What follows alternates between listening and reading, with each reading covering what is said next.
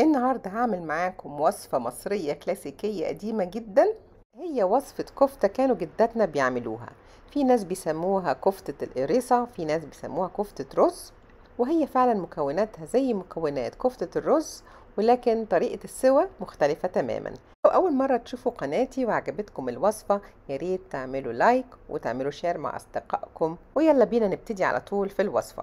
هنحتاج 750 جرام لحمة مفرومة ناعمة ونص كوباية رز، هنغسله كويس قوي ونسيبه ينشف تماما.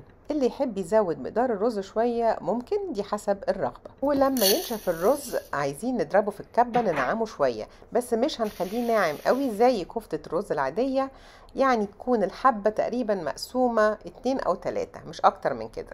هنحتاج بصلة كبيرة هنبشرها أو نضربها في الكبة، و5 فصوص توم مفرومين، وكوباية خضرة، خليط من البقدونس والشبت والكزبرة.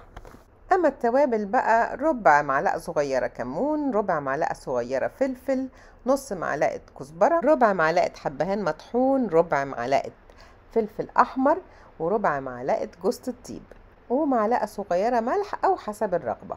هنحط اللحمة المفرومة في وعاء غويط وهنفكها شوية بالشوكة، وبعدين نضيف عليها الرز، هنخلطهم مع بعض بالشوكة، وبعد كده هنضيف البصل والثوم والخضرة والتوابل على الخليط. هنعجن الخليط بقى كويس بايدينا بحيث ان كل المكونات تختلط مع بعض، وانا بفضل كمان اديله 3-4 لفات في الكبة بس مش كتير.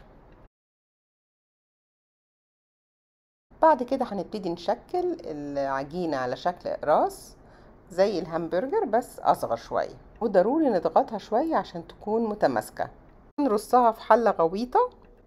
عايزين بقى نسوي الكفتة. اول مرحلة هنسلقها، بيفضل لو عندنا شوية وقت نحطها في التلاجة شوية قبل ما نبتدي نسويها عشان تكون متماسكة اكتر. لو عندنا شوربة لحمة ممكن نسويها فيها، انا ما كانش عندي فهستخدم مية، وحطيت معاه مكعب مرقة لحم وكل التوابل اللي انا حطيتها في الكفتة.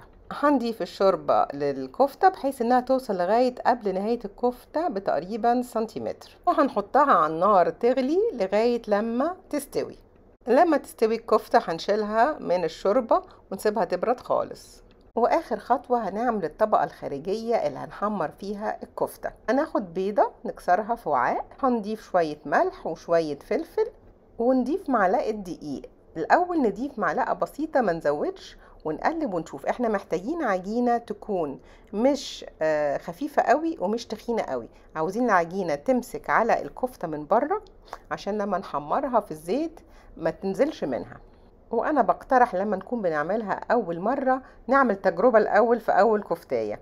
انا هنا زودت بيضة تانية، لما زودت دقيق زيادة فحسيت ان العجينة تخينة رحت مزودة بيضة تانية. هنسخن بقى زيت قلي على النار، وادي اول كفتايتين نزلتهم في العجين بتاع البيض. هرفع الكفتاية انزل منها العجين الزيادة وبعدين ننزلها في الزيت على طول. عاوزين الكفتة يبقى لونها ذهبي جميل. اول ما الناحية الاولانية يبقى لونها ذهبي هنقلبها على الناحية التانية.